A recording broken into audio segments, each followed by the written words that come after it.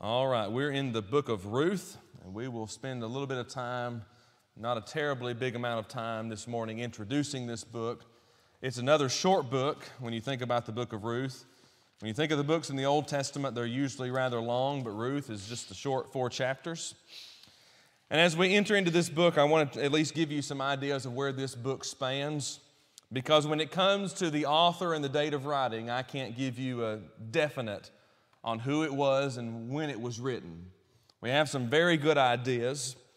It seems that this period was written at some point in time during the period of the Judges. If you go to Ruth chapter 1, verse 1, the period of the Judges is mentioned, and that's about a 3-century period that's mentioned.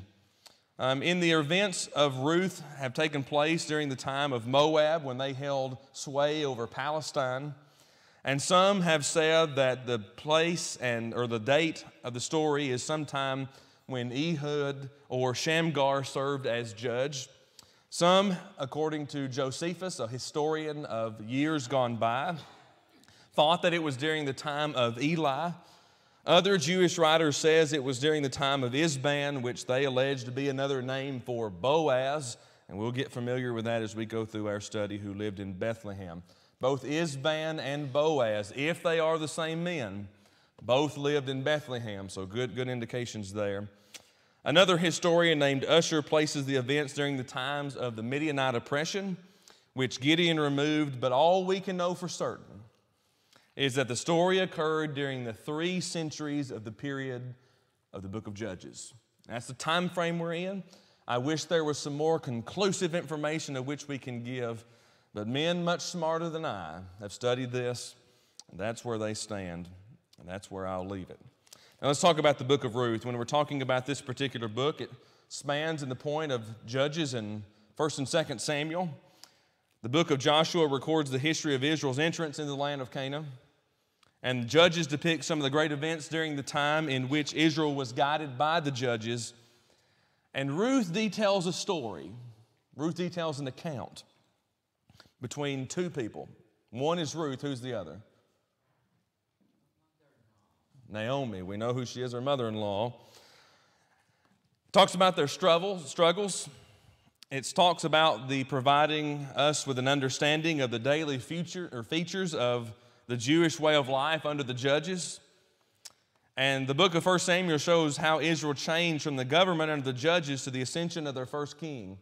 So we're looking at a real interesting period of history in time. As we think about this particular book, I want you to think about Ruth for just a moment. She was a Moabite woman, and she's also an ancestor of Jesus. As you go through some of the history, you need to keep that into your mind. 4 things I want you to notice before we dive right into Ruth chapter 1, verse 1 of this book, just to keep in your minds as we go through. But when you think about the book of Ruth, it shows us God's care. It shows us God's concern, and it shows us God's blessings of a people of every nation who love Him. Now, what does that mean for us? What's the lesson of that for us? God's care, concern, and blessings for a people of every nation who love Him. What's that mean for us?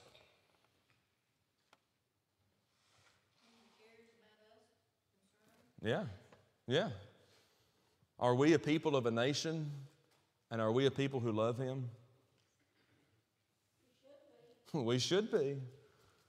Now, we may not be able to say at every turn of history or every time period that exists that this country loves God.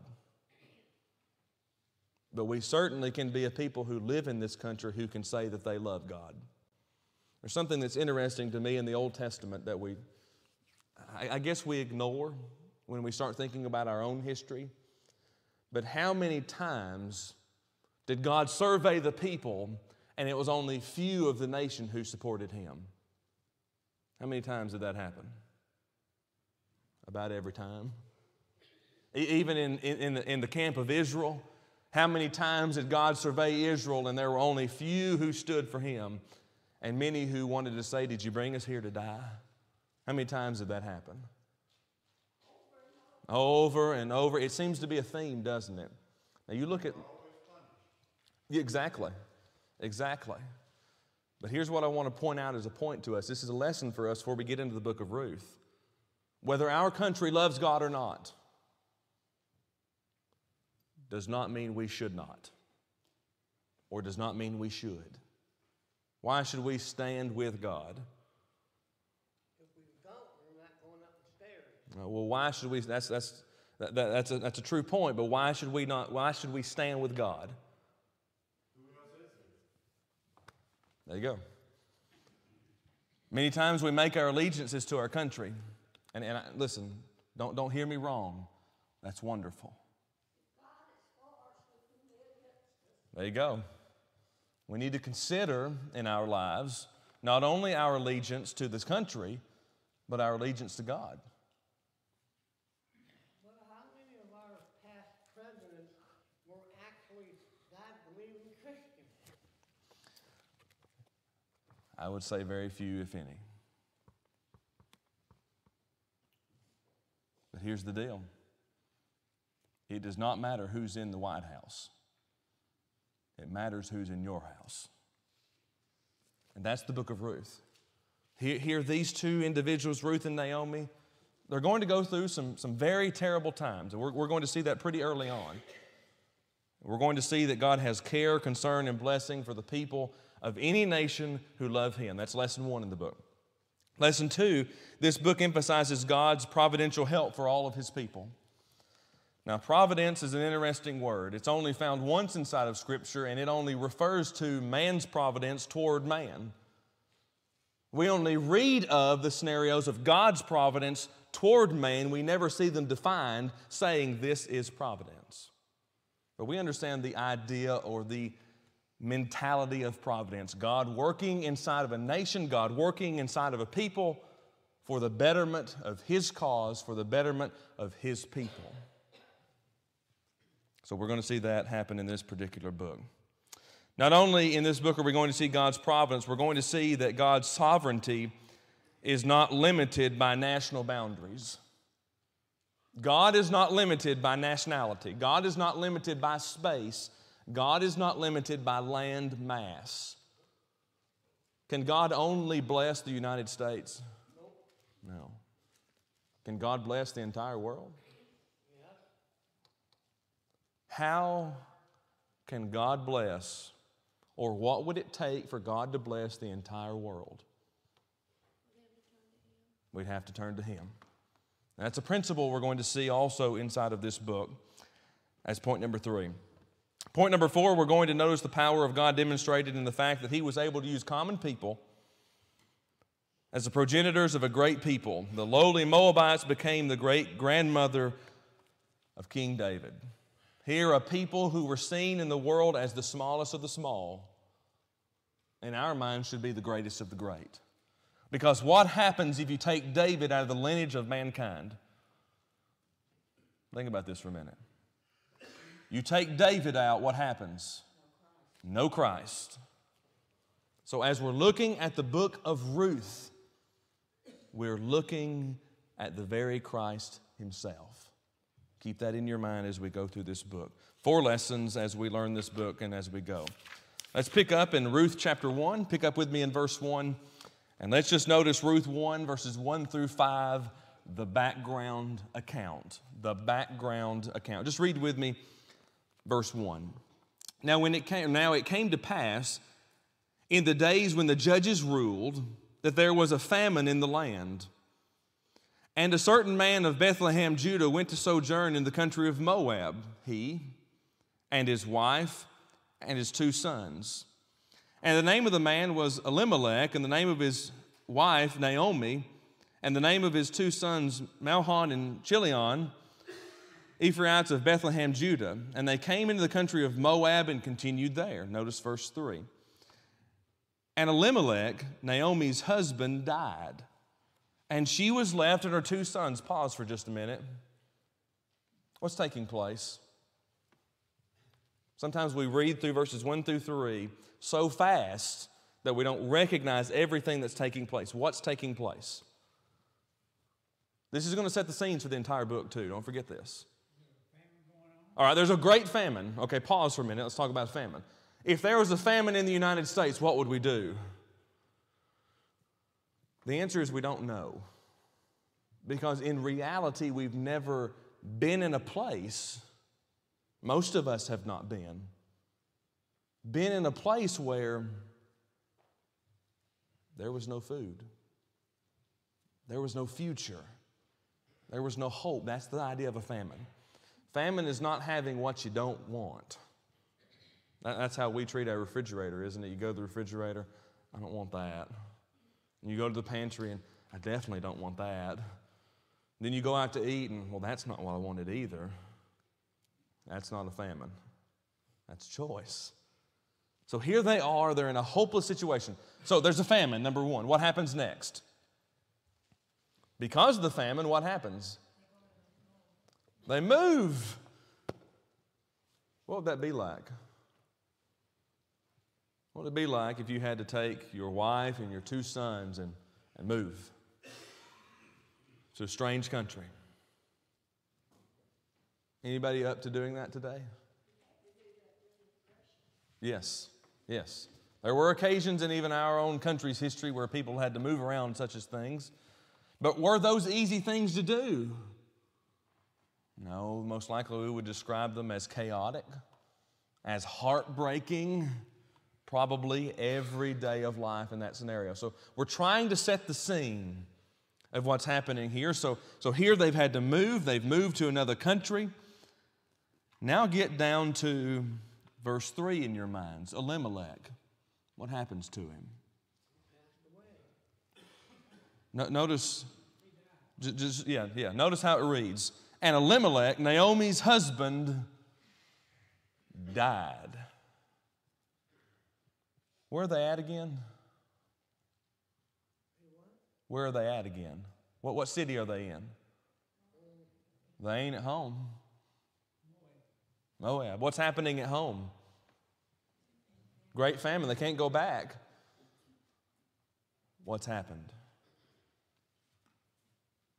Now, I know that seems extremely downtrodden and extremely depressing, isn't it? We're not 3 verses into a book, and the key character of this book, her husband dies. Put yourself in the shoes of Naomi. Now, go on down to verse 4. So let's see some time pass by. The sons are going to take wives of the women of Moab. One was named Orpah, and the name of the other Ruth, and they dwelt there about 10 years. Okay, so let's see what's happening now. It's been about 10 years since Elimelech has died. And in that time space, her 2 boys married 2 Moabite girls, and we're getting their names here in verse 4. Now, when you go down to verse 5, what happens to her sons? They died. Now, get this in your mind. We need to get this because verses 1 through 5, this is the background account. This is everything that's coming up to the book of Ruth. There's a great famine in the land where they lived.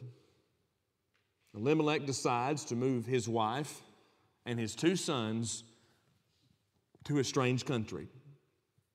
Now listen to this. For their survival. So they go to Moab. While in Moab, what happens to Elimelech? He dies.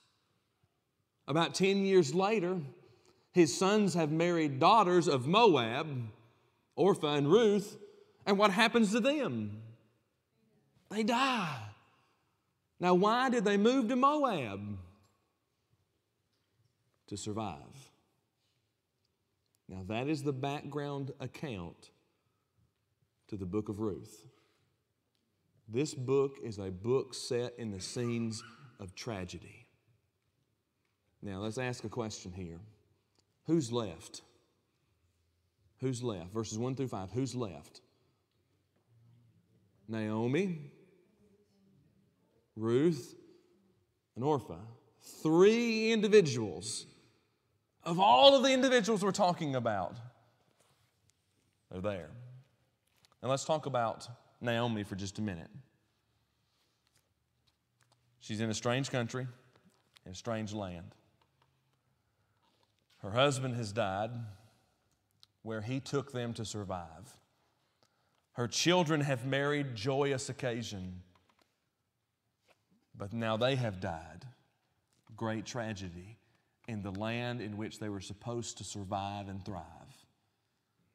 What are the emotions of Naomi?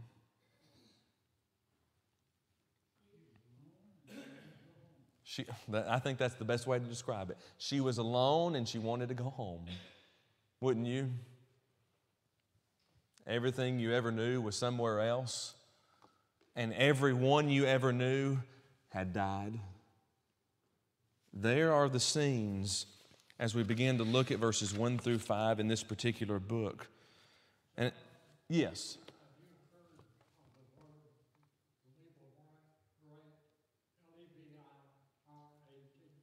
Yes. Mm-hmm.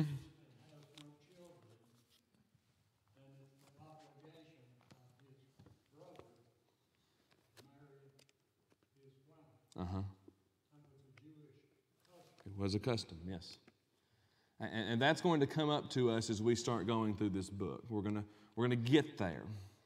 But to get there, there's so much that's going to take place in all of these things of this book.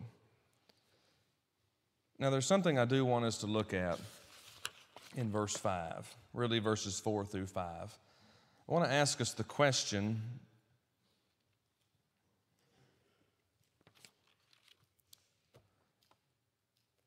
Exodus chapter 34, verse 16. Listen to this.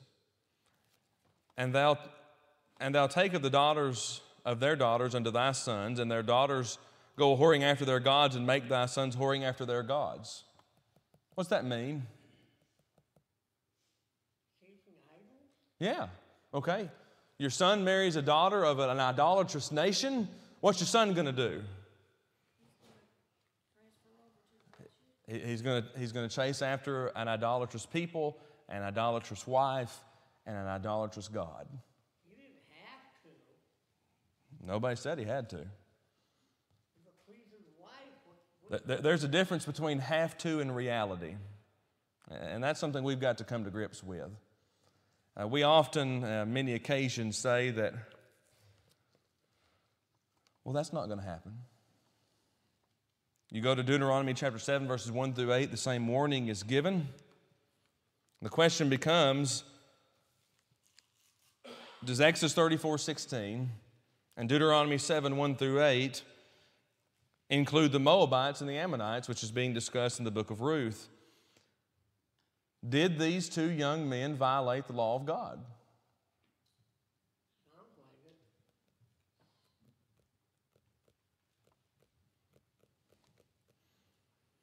But did they have Bible knowledge to back up their doing?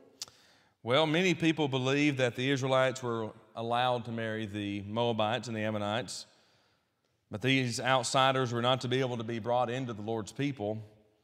Many people believe that they should have not married into these individuals. What do you think? Deuteronomy 23 says they Can't come into the assembly, yeah. Can't come into the assembly, so. It does seem that way. They were not forbidden by the law to marry, were they? That's what I'm asking you. The land of Moab is on the east side of the Dead Sea, which today is Israel. Part of the so-called Palestinians want that part of the world too. Correct? Right here in my book. I'd have to study the map to see what you're talking about. But I'll look at it with you after class. That's true. To answer this question, we've got to ask a lot of other questions which we can't answer. Okay? The restrictions were very clear for the Canaanites, yes. people, but for those that had a relationship with Abraham, Uh-huh. not as clear. That's right.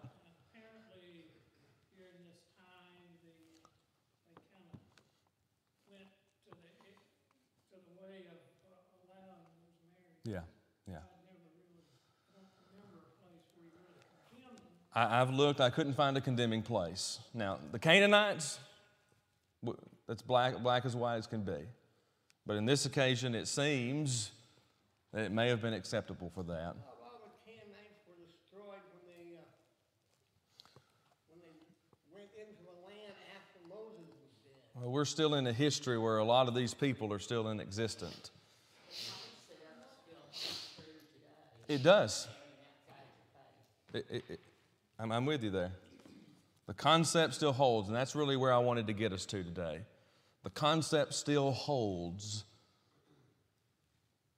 that marriage has a great effect on our faith. That's the concept I want us to see. As we go through this book, we're going to hit a lot of concepts, things we need to consider. And I think that's one of the things we need to consider. I don't think they violated the law. I think if they'd have been Canaanite ladies, we'd have had a problem. But I don't see us making an issue out of this, and I wanted you to think about it. And maybe you need to go home and study and see if you can ever find a exclusion from God on the Moabites or the Ammonites, either one. Now, as you hit verse 6, here's the time where the costs begin to be counted.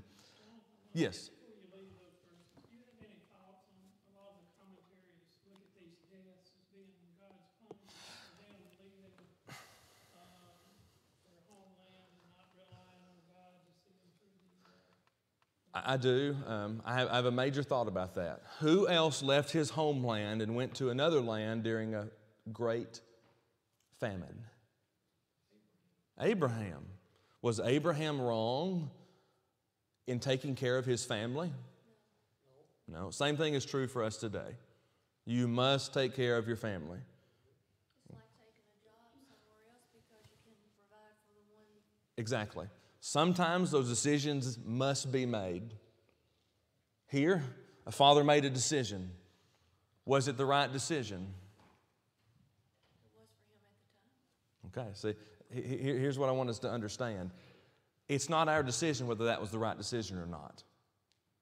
Who are we not? Not God. Well, that's very true, but who are we not in this occasion? The judge, but I'm specifically going for a man's name. Elimelech. That is not who we are. Now, we usually like to jump right into that and say, well, maybe he shouldn't have done that. Or maybe, and maybe someone in this room right now is thinking, well, maybe they wouldn't have died if he'd have just stayed. Exactly.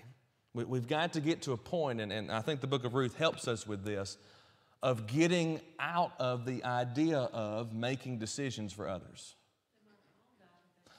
There you go. There's a lot of might ofs that we can't answer because we weren't there. So that's one of the great lessons in this book as well. So no, I don't think it was wrong for him to move. I don't think this was God's punishment on Elimelech nor his two sons, because who's being punished? Naomi's being punished. So no, I don't think that is a punishment delivered by God. Did she realize she was being punished? Well, we're going to see what she thinks in verse 6 right here. Now, we're going to constantly be referring to verses 1 through 5 as we go through this. So we'll have more to say as we go through our study. So verse 6 says, then she arose with her daughters-in-law. So pause for a minute. Who's the she? Then she arose. Who is that? Naomi. So Naomi gets up. She's obviously with her two daughters-in-law. What are their names? Orpah and Ruth. And listen to what she says, that she might return from the country of Moab. For she had heard that the country of Moab, how the Lord had visited his people in giving them bread.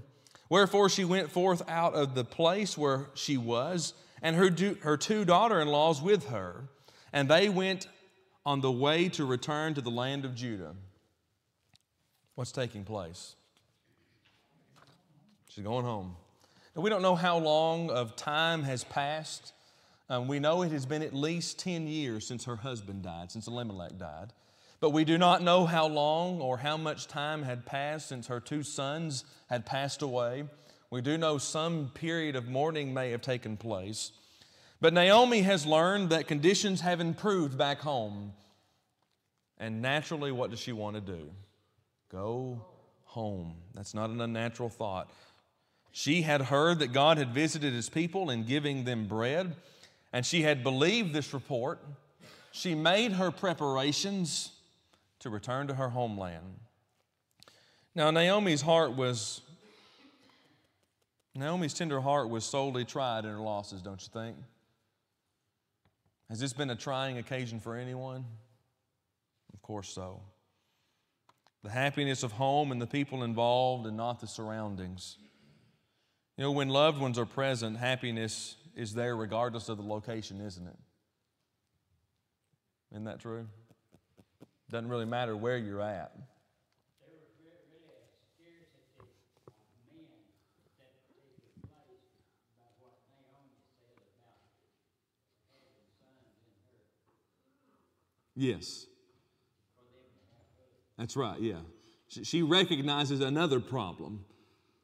And that's something I like about Naomi. In great distress, she's still surveying two others. She's still keeping up with two others. But we learn also in this particular lesson that we need to understand the value of family, the value of kindred faces, the value of relationships. But we need to really learn that when the loved ones that we have are present, happiness is there. I think to a degree we have degraded happiness, don't you? We've made it cheap. We've made it instantaneous. We've made it short-lived. And we've made it reliable on worldly things. Naomi understood the value of people that she knew, of loved ones that she knows, and of people that are familiar. I think that's a lesson that we need to learn before it is too late. Now, as you pick up in verse 8, read this with me. And Naomi said to her two daughters-in-law, "Go, return each to her mother's house. The Lord deal kindly with you as ye have dealt with the dead and with me." Verse 9, "The Lord grant you that ye may find rest, each of you in the house of her husband." Then she kissed them, and they lifted up their voices and wept. All right, here's Naomi. She's ready to go home. So what does she tell her two daughter-in-laws, which, notice this, are still with her? Isn't that interesting? They haven't gone anywhere yet. Yeah. She tells them it's time to go home. I love what she says. Go back to your mother's house. I think she was understanding the value of a familiar face, of a family in which is at a location that you know. And she tells them that. And I love what she says at the ending of verse 8. The Lord deal kindly with you. What was the one thing that Naomi wanted for Orpah and Ruth? Happiness. For the Lord to deal, and I love this phrase, the Lord to deal kindly with them. Did you notice that Ruth did not say, "May the Lord deal kindly with me"? We're going to learn as we go through the book of Ruth a selflessness. I think it's a lesson that we all need to learn. Ruth is going to show us how to look out for someone else, how to make them a priority, and how to continue to keep God in the center of your life. Now, in the midst of tragedy, remember, this is where we're at. Her husband's dead. She's in a foreign land. Her children are dead. She's alone. And what is she doing? She's looking after the lives of so many others as she's preparing herself to go home as well. So she says, "The Lord deal kindly with you." Now notice this. This is an interesting phrase in verse 8. "As ye have dealt with the dead and with me." I think this scene touches and stirs all the hardest of hearts. Has to. Naomi here speaking what seems to be very tender words. She seeks the blessings of the Lord upon them that they might find rest as we get into verse 9 with their own husbands. Oh, it's got to be breaking. Because the two people that she knows, she's sending them home. That tells us something about our heart. Selflessness. Sometimes we've got to make the tough decisions. So how is she finding happiness in her own loneliness? Well, she was going to go home. She was going to go home. She had a plan. But she was looking for happiness for two others, Orpah and Ruth. So she tells them this, and it's interesting to me, as we're looking at this scene, she says, as you've dealt with the dead and with me. Now you read it this way, as you've taken care of my boys and when you've taken care of me. That's what she's saying. We don't see that scene. And I think verse 8 is a very hard passage for us to understand, especially the end of it. Now, I'm going to say something that's going to be very hard to hear maybe for some of you and some of us. But when our loved ones die, we don't necessarily have to take care of the dead. That's something we, in many cases, do not understand. But there was no funeral home to take care of their husbands and her sons. And it gives us a glimpse into the strength of Orpah and Ruth. What did they have to do? They had to take care of their dead husbands. And not only that, look at who they took care of. They looked back at Naomi to take care of her. Now you see verse 9, the Lord grants you that you may find rest. They've taken care of her. She's trying to take care of them. Do you see the cycle here? Do you see the cycle here? Apparently Ruth and Orpah had started the journey with Naomi as the ancient custom was. But now she's sending them home. Now unfortunately our time has ended on us today. And we're going to pick up back here next week in verse 8 and 9, specifically verse 9. And we're going to center in on Ruth. And we're going to center in on Naomi because that's really where our story is going to continue. That's where the account's going to continue. And that's where we're going to be able to make these applications. But here's lesson number 1 that we've learned. And there's 2 of them this morning. Number 1, in a nation, no matter how they view God, we can stand with God. That's a fine lesson to learn. No matter what this country thinks of God, we can stand with Him. And number 2, it's time we looked after others. It's time we learned selflessness and get away from selfishness. And that's Ruth and Naomi that's going to teach us that great lesson as we enter in. So far, it's Naomi. So far, it's been Ruth and Orpah who have taken care of each other. And we're going to see how this turns out for the next few events that take place in their lives. Thank you so much for picking up with me this morning in this class.